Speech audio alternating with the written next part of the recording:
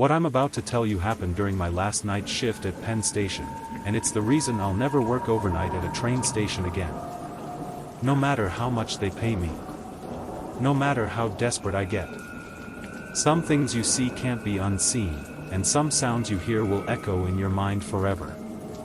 My name is Marcus Chen, I'm 34 years old, originally from Queens, New York. I've been working as a station attendant for the Metropolitan Transportation Authority for the past 8 years. It's not glamorous work, but it pays the bills and helps me support my wife Jennifer and our 5-year-old daughter Emma. Most people don't even notice us, the ones who keep the stations running while they sleep. We're invisible until something goes wrong. Before I tell you what happened, I need you to understand something about train stations at night. They're different. During the day, they're bustling with life, thousands of people rushing to catch their trains, vendors selling coffee and newspapers, announcements echoing through the halls. But after midnight, especially after 2 a.m. when the last trains have departed, they transform into something else entirely. The fluorescent lights seem dimmer, the shadows longer, and every sound carries differently in the empty corridors. That night, October 23, 2023, started like any other graveyard shift. I clocked in at 11 p.m., relieving Danny, a heavy-set guy in his 50s who was always eager to get home to his wife. He mentioned something odd as he was leaving, something I should have paid more attention to. "Hey Marcus," he said, pausing at the door of our small office. "You notice anything strange about Track 7 lately?" I looked up from my coffee. "Track 7? No, why?" He shifted uncomfortably, his keys jingling in his hand. "Probably nothing. Just, keep the radio on you tonight, alright?" Before I could ask what he meant, he was gone. I shrugged it off and began my rounds. The first few hours were routine. I checked the bathrooms, made sure all the gates were secure, collected trash from the platforms. By 2:30 a.m., the station was completely dead. No passengers, no cleaning crew yet, just me and the vast emptiness of Penn Station. That's when I started my deep check of the lower platforms, the ones that don't get much use anymore. Track 7 is located in the oldest section of the station, built back in the early 1900s. It's rarely used now, only for maintenance trains and the occasional late-night freight.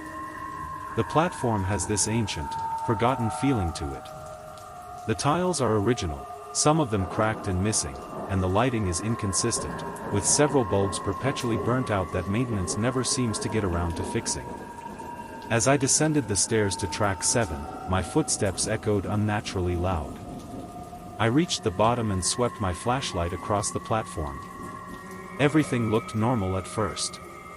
Empty benches, faded warning signs, the dark tunnel stretching into nothingness on either end. Then I heard it. A faint scraping sound, like something metal being dragged across concrete. It was coming from further down the platform, near the tunnel entrance. "Hello?" I called out, my voice bouncing off the walls. "Station's closed. You need to leave." No response. Just that scraping sound, slowly getting closer. I gripped my flashlight tighter and started walking toward the noise. That's when I saw her, or at least I thought I saw her. A woman standing at the very edge of the platform, right where the light fades into the tunnel's darkness. She was wearing what looked like a long, old-fashioned dress, the kind you'd see in photographs from the 1940s. Her back was to me, and she was completely still.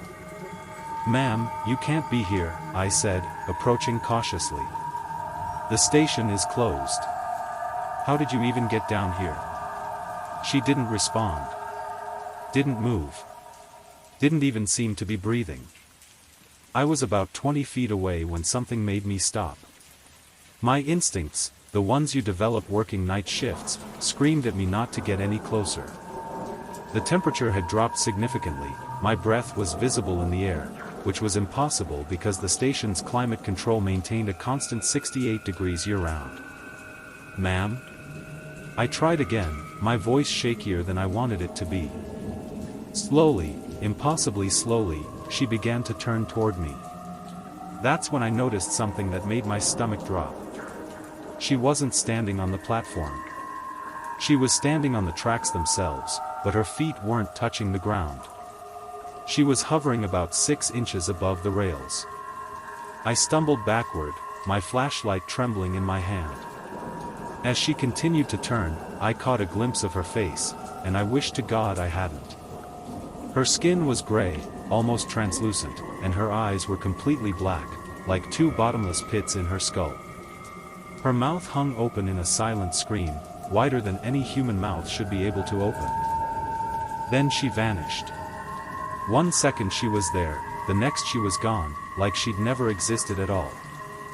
I stood there frozen, my heart hammering in my chest, trying to convince myself I'd imagine it. Maybe I was more tired than I thought. Maybe the shadows had played tricks on me. But then I heard it, a voice, whisper soft but crystal clear, coming from inside the tunnel. Help me. Every rational part of my brain told me to run, to get the hell off that platform and call someone, anyone. But there was something about that voice. It sounded so desperate, so genuinely afraid, that I couldn't just leave. What if someone was actually hurt down there? I radioed up to the main office. This is Chen on track 7. Possible person in distress in the northbound tunnel. Requesting backup. Static. Complete static. My radio was dead, even though it had been working fine just minutes before. I tried my cell phone. No signal. 5 bars everywhere in this station, and now nothing. Help me, please. The voice came again, louder this time, more urgent. Against every survival instinct I possessed, I stepped down onto the tracks. I shined my flashlight into the tunnel, the beam barely penetrating the oppressive darkness. The air here was thick, heavy, like trying to breathe underwater. I walked slowly, carefully, staying in the center of the tracks where I could see any trains coming, even though I knew the schedule and there shouldn't be any until 5 a.m. The tunnel curved slightly to the left, and the platform lights faded behind me until my flashlight was the only source of illumination. The deeper I went, the more wrong everything felt. The temperature continued to drop, and I could see my breath coming out in thick clouds. The walls seemed to pulse, like they were breathing, and I could swear I heard heartbeats echoing from somewhere deep within the tunnel. My own heart was racing so fast I thought it might burst out of my chest. I'd been a station attendant for 8 years.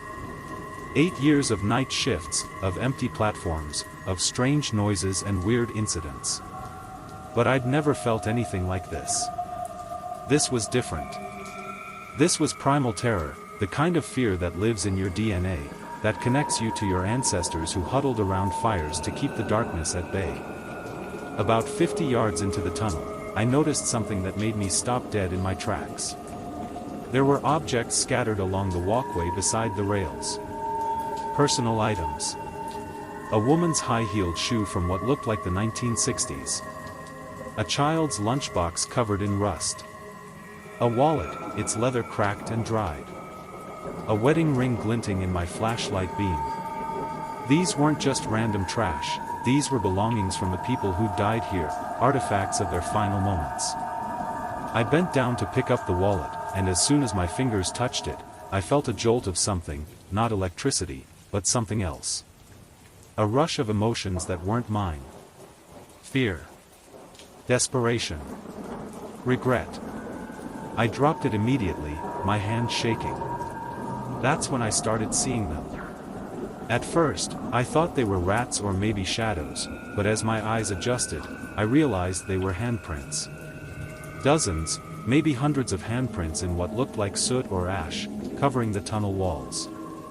Some were large, some small, some appeared to be children's hands. They were everywhere, reaching upward, grasping, desperate. Jesus Christ, I whispered, my voice breaking. Help us. Not one voice now, but many, echoing from deeper in the tunnel. Men, women, children, all crying out in unison. I should have run. God, I should have run right then. But I was paralyzed by fear and confusion. That's when I saw the light up ahead, a soft, flickering glow like from an old lantern. As I got closer, I realized I was approaching an alcove in the tunnel wall, one of those maintenance spaces workers use to avoid passing trains. Inside the alcove, lit by that impossible lantern, was a scene that will haunt me until my dying day. There were people there. At least a dozen of them, maybe more. They were dressed in clothes from different eras, some in 1940s attire, others in 70s fashion, some in modern clothes. They were all sitting or standing in that small space, staring at me with those same black, bottomless eyes. Their skin was gray and translucent, and through it, I could see the outline of their bones, their organs, everything. The woman in the old-fashioned dress was there too, sitting on the ground, still with that terrible, silent scream on her face. One of them, a man in a business suit that looked like it was from the 1980s, stepped forward.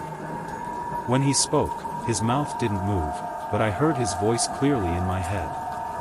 "We've been waiting," he said. "We've been waiting so long." What are you?" I managed to ask, my voice barely above a whisper. "We're what's left," another voice answered, this time from a young woman with short hair wearing a leather jacket and torn jeans. I could see now that her neck was bent at an unnatural angle, and there was a dark stain down the front of her jacket that looked like dried blood. "We're the ones who fell. The ones who jumped. The ones who were pushed. The forgotten ones." It hit me then like a freight train. I'd heard stories, of course. Every transit worker has. Stories about people who died in the tunnels over the decades. Suicides mostly, but also accidents, murders, people who'd fallen or wandered into restricted areas while drunk or high. Bodies that weren't always found right away, or sometimes never found at all. But hearing about them and seeing them were two completely different things. These weren't just stories anymore. These were real people, or what was left of them, standing right in front of me. Each one with their own story, their own tragedy, their own reason for being trapped in this godforsaken tunnel.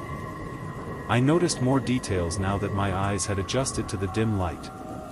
A middle-aged man in a janitor's uniform, his face partially caved in. A teenage girl in a cheerleading outfit, her legs twisted impossibly beneath her. An elderly woman in a nightgown, her wrists showing deep cuts that never stopped bleeding. Each death frozen in time, each moment of horror preserved forever in this dark place. "You need to help us," the businessman said, taking another step closer.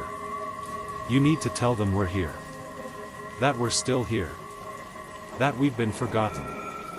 I don't understand," I said, backing away. "You're dead. You're all dead." "Are we?"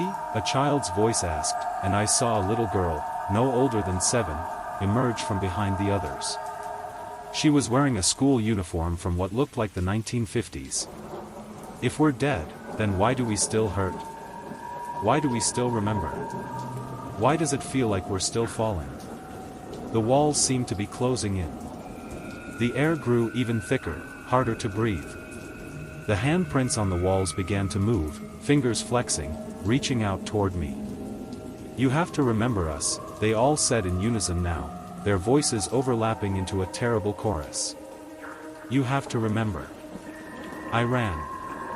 I turned and ran as fast as I've ever run in my life, my flashlight beam bouncing wildly off the tunnel walls.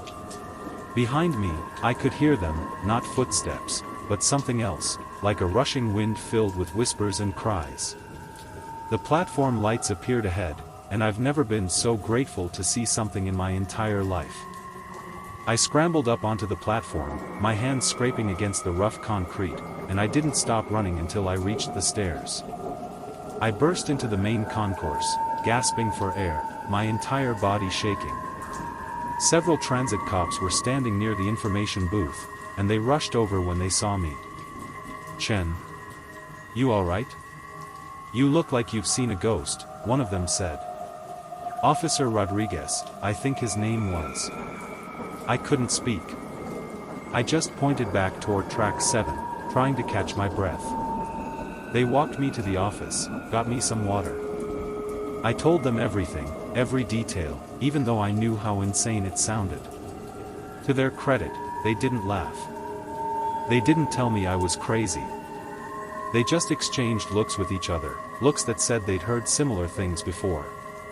Officer Rodriguez put a hand on my shoulder. Listen, Marcus.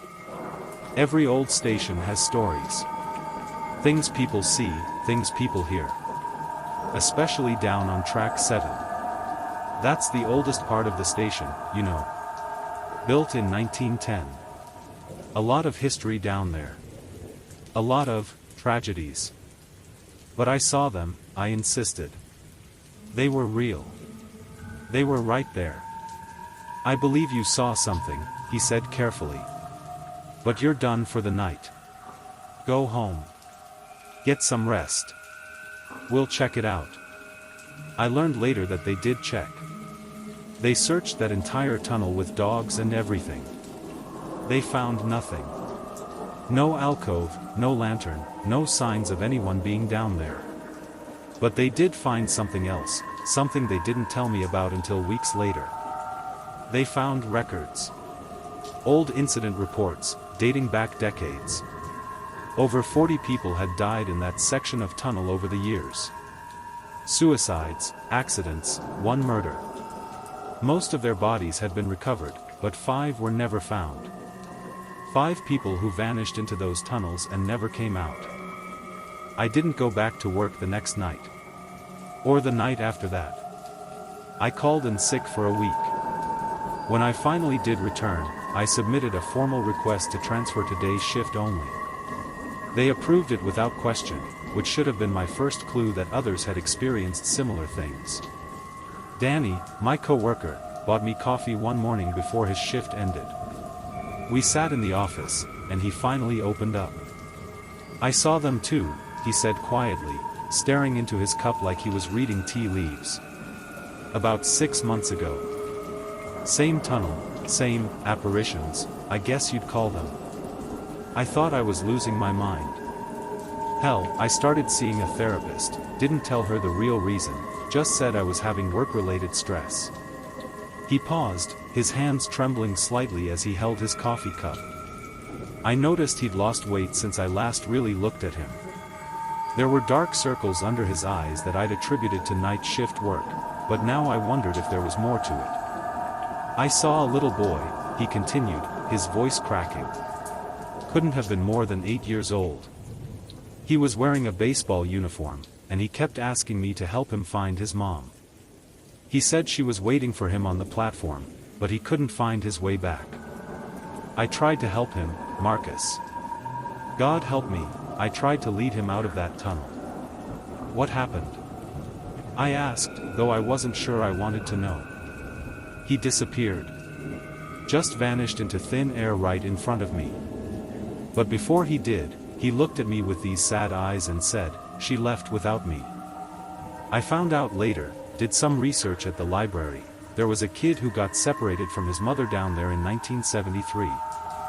Fell onto the tracks and was hit by a train. His mother never recovered. She killed herself 6 months later. We sat in silence after that, the weight of his story hanging between us like a physical thing. Why didn't you warn me more clearly? I asked, though I wasn't angry. Just tired. Would you have believed me? He asked, and I had to admit he was right. Besides, some things you have to see to believe. Some things you have to experience yourself. We sat in silence for a while, just sipping our coffee and listening to the morning announcements echo through the station. You know what the worst part is? Danny finally said. What? Every time I'm down on those lower platforms now, even during the day, I wonder if they're still there. Just watching. Just waiting for someone to remember them. That was 3 months ago. I still work at Penn Station, but I never go near track 7 anymore. I have nightmares about it sometimes, about those faces, those reaching hands, that chorus of voices begging to be remembered. The thing is, I did some research after that night. I went through old newspapers at the public library, searched online databases, looked up every incident I could find related to that tunnel. I spent weeks doing this, becoming obsessed with finding answers, with understanding what I'd seen. I learned their names, their stories, their last moments. Sarah Matthews, 23 years old, disappeared in 1945. She was a secretary, engaged to be married. Her fiancé reported her missing after she never came home from work. Her body was never found, but her purse was discovered in the tunnel, its contents scattered across the tracks. Robert Chen, no relation to me, 45 years old, fell onto the tracks in 1962 during rush hour. Witnesses said he was pushed, but no one was ever arrested. Maria Santos, 31, suicide in 1987. She left behind 3 children. David Park, 28, killed in 2001 under suspicious circumstances that were never fully investigated. Amy Richardson, 19, last seen entering the tunnel in 2019, supposedly on a dare from friends. Her case is still open, still unsolved. Each name I found felt like a weight added to my shoulders. Each story broke my heart a little more. These weren't just statistics, weren't just numbers in a report. They were real people with real lives, real families who missed them, real futures that were stolen from them. I created a document, typed up every detail I could find. Over 40 names spanning 113 years of the station's operation. Some deaths were accidents, some were suicides, some were murders that were never solved. But all of them shared one thing in common: they died alone in the darkness, and they were forgotten too quickly. My wife Jennifer started to worry about me. I wasn't sleeping well, barely eating, spending all my free time at the library or hunched over my laptop at 3 a.m., searching for one more name, one more story. I wrote down all their names, every single person who died in that tunnel and was never properly acknowledged. I visit the 9/11 memorial sometimes, just to sit and think about them, about all the forgotten people who died in the shadows of this city. Sometimes I wonder if I should go back down there. If I should return to that tunnel and tell them that I remember. That someone remembers. But I'm too afraid. Afraid of what I'll see, afraid of what they might ask of me. My wife asks me sometimes why I seem so distant, why I wake up in the middle of the night, drenched in sweat, whispering names she doesn't recognize. I've tried to tell her, but how do you explain something like this? How do you tell someone you love that you've seen the dead, and that they're still suffering? I've heard through the grapevine that they're planning to renovate that section of the station. They're going to tear out the old tiles, update the lighting, make it look modern and clean. Part of me hopes that will somehow give those spirits peace. But another part of me knows better. Some things can't be renovated away. Some memories are too strong, some pain too deep. Just last week, a new attendant started on night shift. Young kid, maybe 23, eager to prove himself. I saw him heading down to the lower platforms with his flashlight and radio, and I almost called out to him. Almost warned him about track 7. But I didn't. Because Danny was right. Some things you have to see to believe. Some things you have to experience yourself. And besides, maybe he won't see them. Maybe they only appear to certain people, people who are meant to remember them, people who are meant to tell their stories.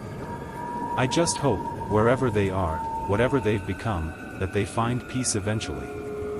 That someone, somehow, will help them finally leave that dark tunnel and find the light they've been searching for all these years. But I also hope that kid stays safe. I hope he never has to experience what I experienced, never has to carry the weight of those faces, those voices, those desperate pleas for help. Because once you've seen them, once you've heard them, you can never forget.